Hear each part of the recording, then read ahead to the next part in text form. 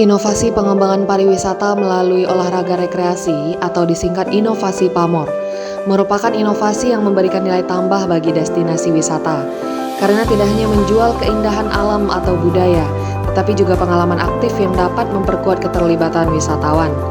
Kegiatan seperti fun run, sepeda santai, yoga di alam terbuka, arung jeram hingga hiking tidak hanya memberikan hiburan dan kebugaran, tetapi juga mendorong wisatawan untuk lebih lama tinggal dan lebih banyak membelanjakan uang mereka di lokasi wisata. Pariwisata merupakan salah satu sektor strategis yang berperan penting dalam pembangunan ekonomi, sosial, dan budaya suatu daerah.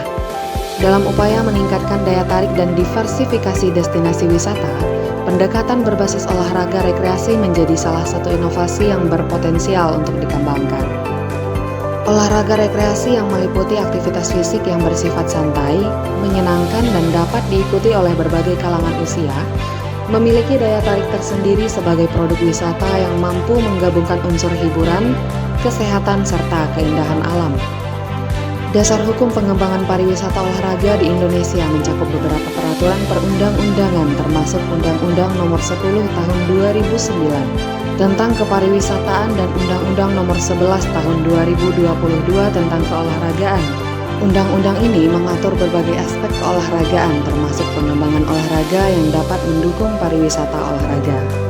Tujuan inovasi ini adalah untuk meningkatkan daya tarik destinasi wisata, mendorong peningkatan kunjungan wisatawan, meningkatkan kesejahteraan masyarakat lokal, mendorong gaya hidup sehat dan aktif, memperluas segmen pasar pariwisata, mendukung pelestarian alam dan lingkungan, meningkatkan citra dan daya saing daerah serta mewujudkan pariwisata yang inklusif dan berkelanjutan.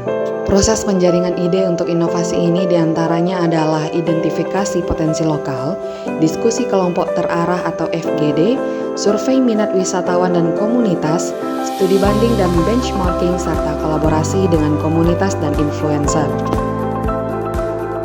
Manfaat dari inovasi ini adalah untuk meningkatkan pendapatan daerah, mendorong pertumbuhan UMKM lokal, meningkatkan partisipasi masyarakat, edukasi lingkungan bagi wisatawan, meningkatkan daya saing destinasi serta digitalisasi event dan layanan wisata.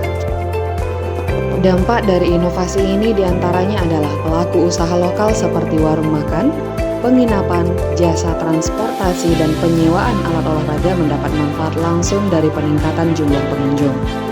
Adanya kegiatan berbasis komunitas olahraga membuat masyarakat lebih terlibat dalam pengelolaan wisata dan menjaga fasilitas umum.